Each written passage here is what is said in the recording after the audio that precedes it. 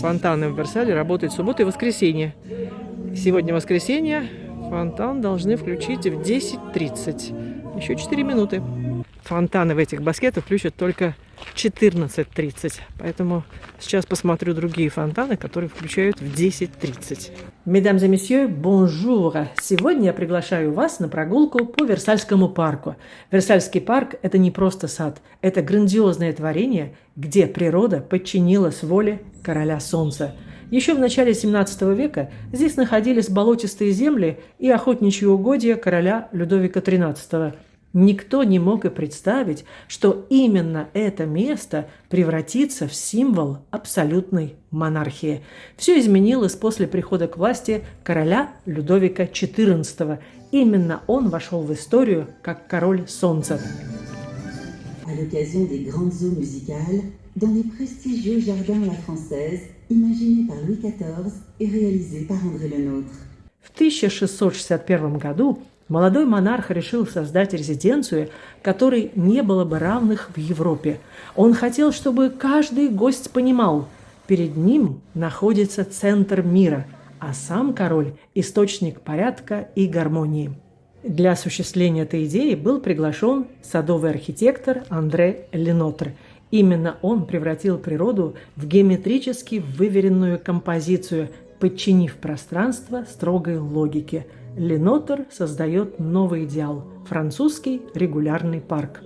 Аллеи вытягивались в бесконечные перспективы, газоны становились похожими на зеленые ковры, а деревья подрезались так тщательно, будто были архитектурными элементами. Однако главным чудом Версаля стали фонтаны. Сегодня они кажутся красивым украшением, но в XVII веке они были настоящим технологическим чудом. В эпоху, когда большинство европейских городов испытывали нехватку чистой воды, в Версале били сотни струй. Точная цифра – 1600 струй. Вода взлетала вверх, превращалась в каскады и стекала по мраморным бассейнам. Для современников это выглядело почти магией.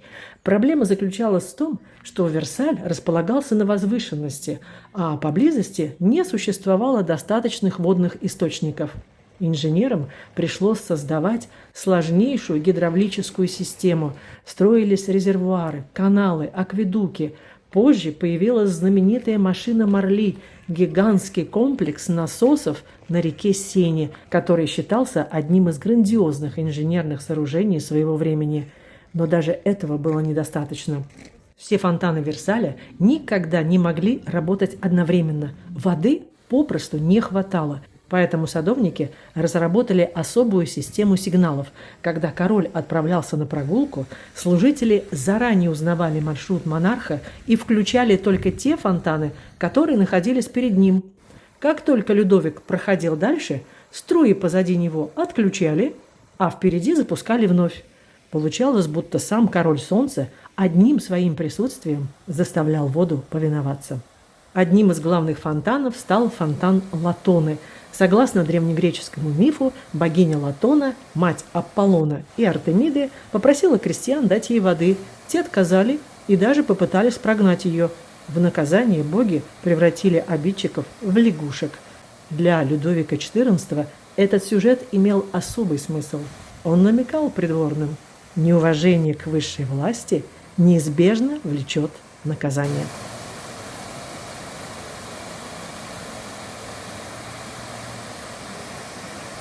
Друзья, пора сделать небольшой перерыв. К счастью, в парке открыто уютное кафе, где можно спокойно пообедать. Я купила в булочной Версаля киш. Располагаемся поудобнее, наслаждаемся едой и минутой покоя и с новыми силами продолжим нашу прогулку. Ну что же, пора перекусить. Киш с лососем и шпинатом. Бон аппетит!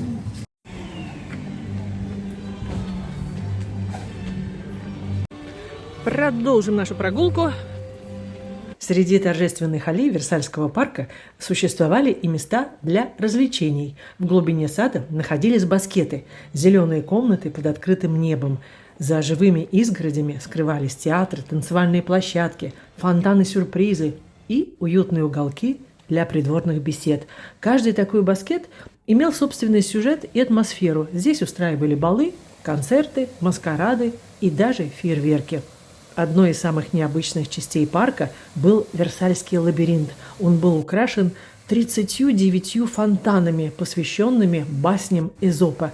Скульптуры животных выпускали струи воды так, словно разговаривали друг с другом.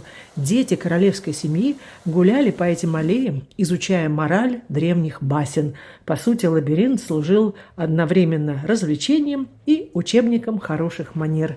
Но, к сожалению, до наших дней лабиринт не сохранился. В конце XVIII века его разобрали и заменили модным английским садом. Но даже без него Версаль остается грандиозным произведением искусства.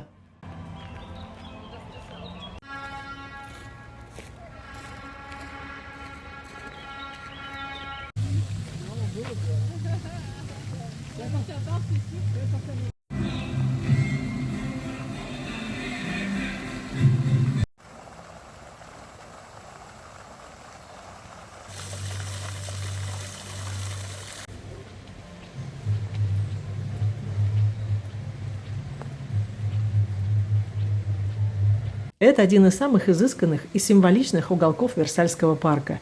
Это скрытый зеленый зал под открытым небом, созданный для удивления гостей и придворных Людовика XIV. Его история началась в 1679 году. Архитектором проекта был Жюль Ардуэн Мансар, главный зодчий короля. В центре находится круглый бассейн, вокруг мраморные арки и колонны. Благодаря этому баскет получил свое название «Колоннада». Когда посетитель входил сюда после прогулки по густым аллеям, перед ним неожиданно открывалась светлая архитектурная композиция, создававшая ощущение театральной сцены.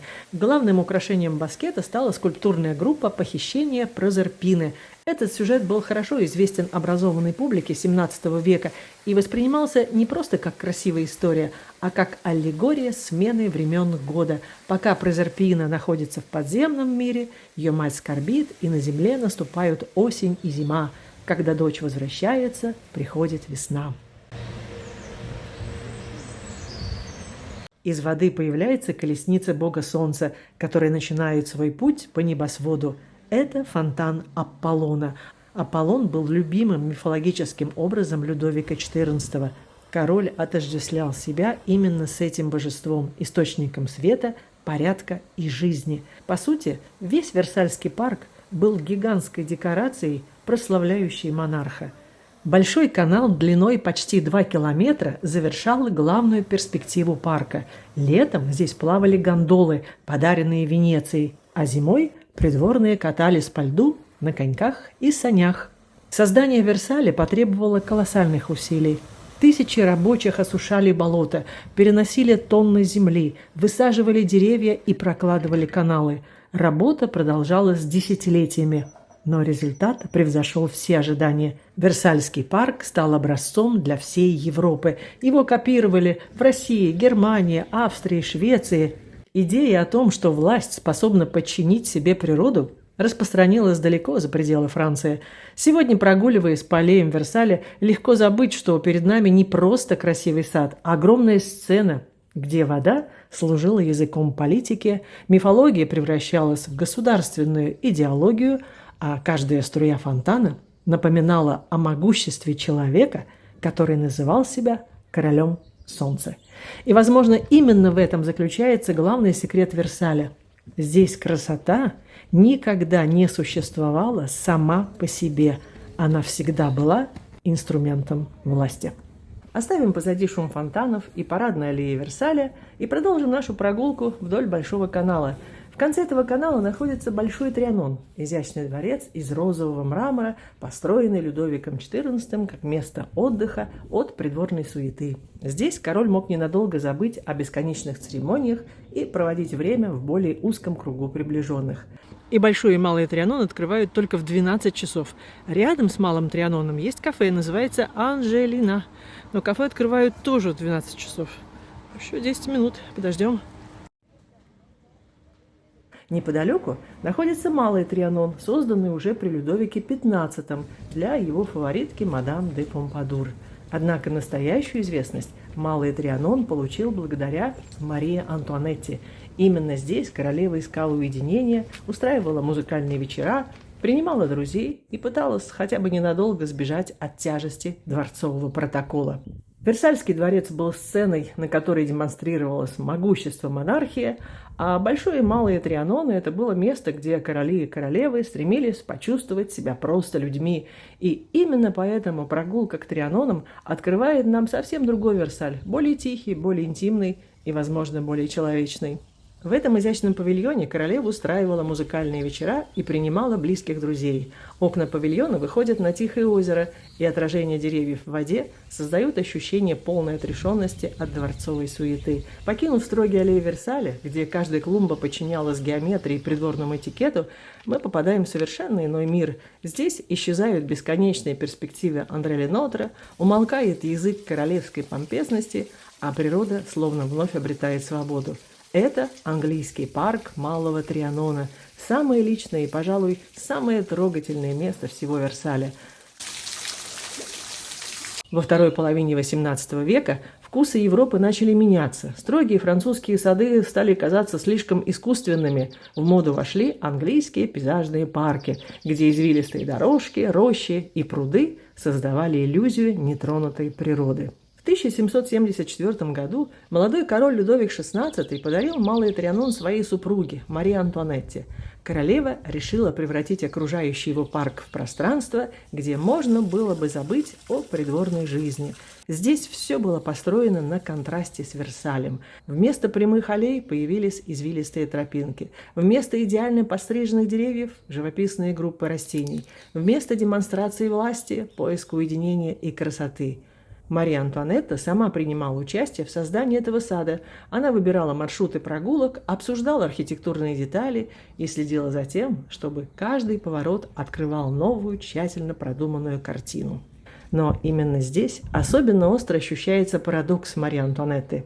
Стремясь к простоте, она создавала ее искусственно. Даже дикая природа английского парка была тщательно спланирована.